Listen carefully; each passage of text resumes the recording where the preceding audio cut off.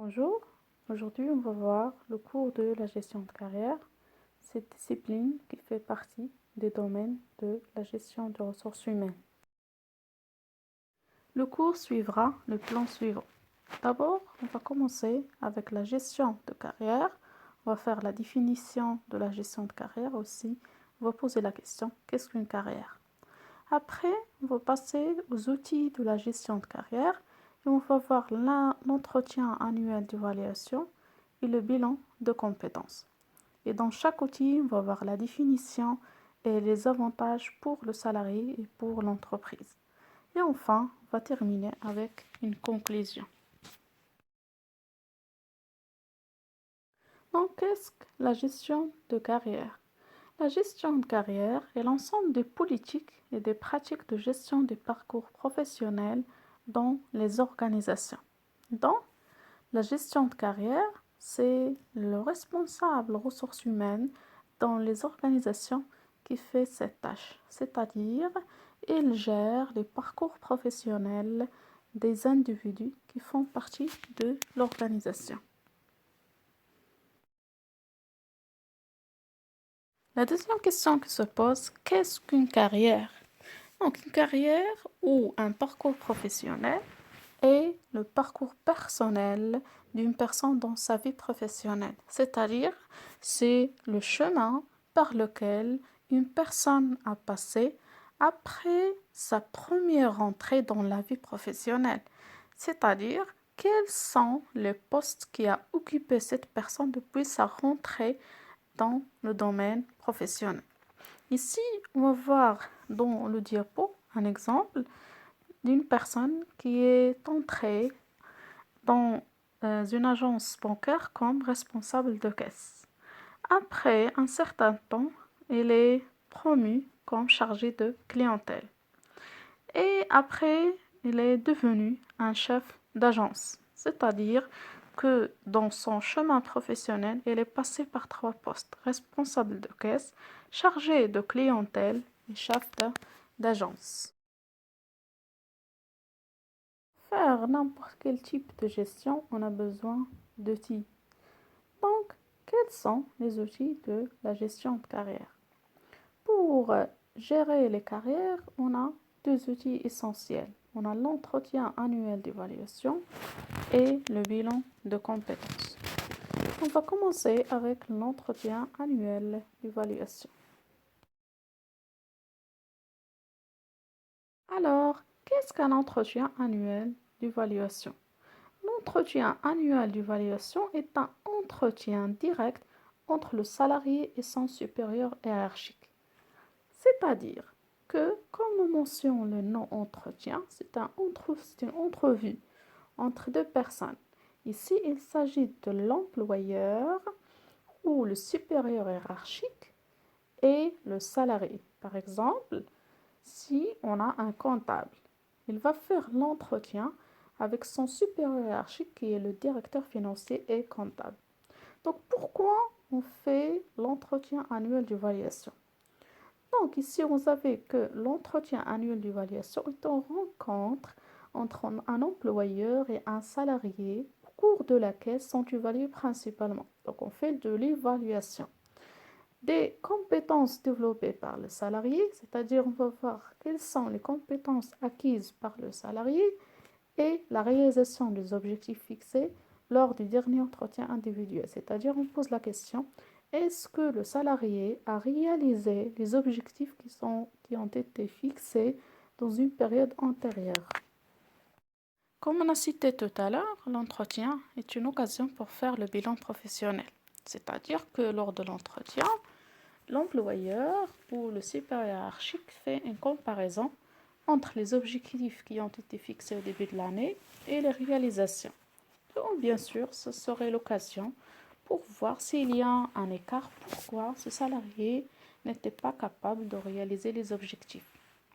Deuxièmement, c'est une occasion pour évaluer les compétences. On va voir quelles sont les nouvelles compétences acquises par le salarié et également quelles sont les compétences qui manquent, qui vont bien sûr faire objet de formation. Et à la fin, l'entretien annuel, il ouvre la voie vers la promotion. Parce So, c'est une occasion pour reconnaître les compétences que maîtrise ce salarié. Donc, par exemple, si on a un simple commercial, lors d'un entretien, le supérieur hiérarchique, il découvre qu'il a de grandes compétences en management, en gestion d'équipe, délégation de pouvoir, etc. Donc, s'il a besoin d'un responsable commercial, il peut le transférer vers le poste, c'est-à-dire il va lui faire une promotion. Pour faire cet entretien, l'employeur peut utiliser des questionnaires qu'il remplit lors de l'entretien. Et les questionnaires, pour le côté évaluation de compétences, on évalue le savoir-faire et le savoir-être. Qu'est-ce que le savoir? Le savoir, c'est les connaissances. C'est-à-dire, on évalue quelles sont les connaissances qu'a ce salarié ou qu'il maîtrise et qui sont indispensables à la conduite de ses missions. Également, on évalue le savoir-faire. Le savoir-faire, c'est l'application de ses connaissances dans son domaine de travail. Par exemple, pour le savoir, est-ce que le comptable maîtrise qu'est-ce qu'un bilan? À quoi sert ce bilan? Et dans le savoir-faire, on va voir est-ce que le comptable maîtrise l'établissement du bilan ou des états de synthèse. Et enfin, on a le savoir-être. Par rapport à la personnalité, c'est par rapport au comportement. C'est le comportement lié qui sont liés au métier. Par exemple, est-ce que le commercial qui est devant le responsable maîtrise l'écoute? Est-ce qu'il sait écouter? Par exemple, lorsque le responsable lui pose des questions, il va faire attention. Est-ce que ce commercial écoute bien les questions? Est-ce qu'il a l'esprit d'écoute? Donc, il peut bien évidemment bien écouter les clients. Après, on a un schéma récapitulatif. Pour l'entretien annuel d'évaluation, on doit savoir que c'est un droit pour l'employeur. C'est-à-dire que l'employeur, il a tout à fait le droit d'évaluer ses collaborateurs. Et en revanche, c'est une obligation pour le salarié. C'est-à-dire que le salarié n'a pas le droit de refuser l'entretien programmé par l'employeur. En revanche, l'employeur, il doit avertir, il doit annoncer la date de l'entretien avant le jour J à l'employeur. Donc, on a dit tout à l'heure que l'entretien annuel d'évaluation permet à l'employeur de faire un état de réalisation pour les objectifs qui sont déjà fixés et ainsi de fixer de nouveaux objectifs. Également, il lui permet d'évaluer les performances des salariés et également déterminer les lacunes et les points à améliorer. Pour le côté salarié, il permet aux salariés de prendre un recul, c'est-à-dire de faire un bilan de ses compétences, de ses objectifs, de ses réalisations, mais également exprimer ses projets, défendre ses projets et également exprimer ses demandes de formation, c'est-à-dire quelles sont les formations qu'elle juge qui sont nécessaires pour lui.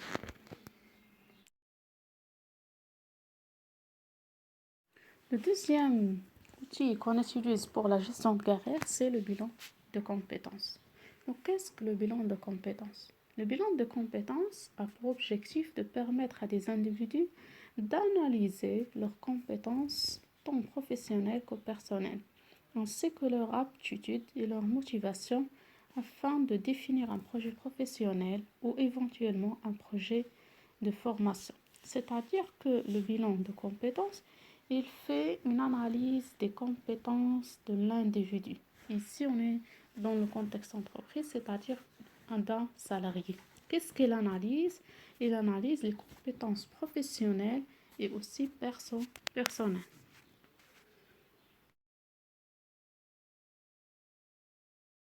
Donc, pourquoi faire un bilan de compétences?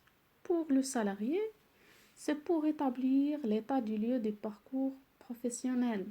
C'est-à-dire que le bilan de compétences est une occasion pour s'arrêter et faire un bilan pour pour son parcours, pour sa carrière. Il va poser la question, est-ce que je suis dans le bon chemin ou je dois changer d'orientation? Également, c'est une occasion pour évaluer les connaissances, savoirs et acquis, c'est-à-dire il permet aux salariés d'évaluer d'une manière qui est professionnelle ses compétences, ses acquis, mais aussi de valoriser les compétences et acquis professionnels, c'est-à-dire il donne une valeur. Par exemple, lorsqu'on a un salarié, il a fait un bilan de compétences, il a une certification. Ça serait un atout pour lui, pour son employeur, mais également s'il veut chercher un autre travail. Également, il permet d'évaluer l'aptitude à évoluer dans d'autres domaines. Par exemple, si on a une personne qui a fait un bilan de compétences, il est comptable. Et lors du bilan de compétences, il a découvert qu'il a de très bonnes compétences dans le domaine commercial. Donc, il peut changer de métier. Également, identifier les opportunités d'évolution personnelle, définir les pistes d'évolution en fonction du profil professionnel déterminé. C'est-à-dire, la personne va faire un bilan de compétences, il va voir quelles sont les possibilités qui sont devant lui pour évoluer, soit dans son poste actuel ou pour chercher des postes qui sont plus importants. Également, on a vérifié et validé la faisabilité du projet professionnel. C'est la même chose qu'on a dit au début, c'est-à-dire le salarié, pour lui, c'est un moment pour déterminer est-ce qu'il est dans la bonne voie, est-ce que son projet professionnel qu'il a dessiné, est-ce qu'il est validé, est-ce qu'il est valable. Et enfin, ça permet de donner une confiance au salarié en ses capacités. On a dit tout à l'heure que le bilan de compétences il donne lieu à une certification, c'est-à-dire on a un bilan, on a un résultat qui permet au salarié d'avoir la confiance dans ses compétences. Tout à l'heure, on a parlé de la notion de projet professionnel. Donc ici, on va ouvrir une parenthèse. On va parler de la notion de projet professionnel. Donc, qu'est-ce qu'un projet professionnel? D'abord, la notion de projet est généralement associée à un objectif, une stratégie ou un plan d'action. Et on détermine ainsi les moyens, les ressources que l'on va pouvoir mobiliser selon un calendrier défini à l'avance. Dans le cas de votre projet professionnel, vous déterminez un objectif. Votre objectif, c'est le métier que vous voulez faire. Exemple, un étudiant au baccalauréat, il veut avoir un métier de commercial. Après, on va déterminer la stratégie. La stratégie, c'est l'ensemble du plan, des plans et les actions qu'on va faire pour atteindre ces objectifs. Par exemple, il va définir quelle est la formation qu'il va choisir, quels sont les stages qu'il va faire, etc., etc. Et enfin, les moyens et les ressources ici, on a le temps, on a les formations, les diplômes, les qualités, les compétences, etc. Bien sûr, ce projet professionnel, il doit être fait dans un temps donné. C'est-à-dire, il doit être planifié dans une période donnée, 2 ans, 3 ans, 4 ans, 5 ans, etc. Mais il doit être mis à jour après chaque année, bien sûr. Elle est personnelle. Pourquoi? Parce qu'il est subjectif, c'est-à-dire elle est personnalisée selon les motivations, les compétences de la personne. Également, on peut poser la question à quoi sert le projet professionnel? Donc, le projet professionnel aide la personne à donner un sens à sa formation, c'est-à-dire son utilité. C'est une source de motivation. Également, il donne l'efficacité dans les recherches, les stages, les formations, etc.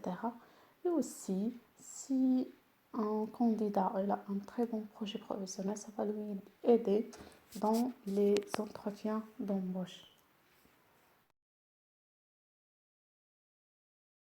Pose également la question pour l'entreprise, pourquoi il va payer un bilan de compétences pour ses salariés.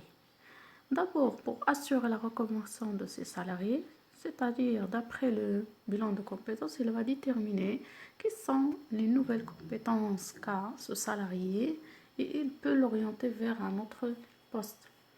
Également, il permet de proposer une démarche favorisant l'évolution interne des salariés. C'est-à-dire, il permet à l'entreprise d'avoir une orientation. Et lorsqu'il a des postes qui sont vacants, et il opte pour la promotion, c'est-à-dire la recherche interne, il peut bien choisir le meilleur salarié d'après le bilan de compétences. Également, il permet d'optimiser les compétences en interne de ses salariés, c'est-à-dire il permet de gérer les compétences de l'entreprise d'une manière qui est efficace. Pour conclure cette présentation, on peut dire que la gestion de carrière, que ce soit par l'entretien annuel d'évaluation ou le bilan de compétences, permet de concilier les intérêts du salarié et aussi de l'entreprise. On sait que l'objectif de toute entreprise, c'est d'augmenter sa productivité. Et pour le salarié, il cherche d'évoluer, d'avoir une bonne carrière, d'avoir un très bon poste, augmenter son salaire, etc., etc. Donc, par cette gestion de carrière, le salarié peut maîtriser sa carrière, évoluer dans l'entreprise et ainsi il serait motivé. Un salarié motivé, c'est un salarié qui donne plus de productivité. Et c'est-à-dire que les deux, l'entreprise et le salarié, sont gagnants. C'est une stratégie gagnant-gagnant.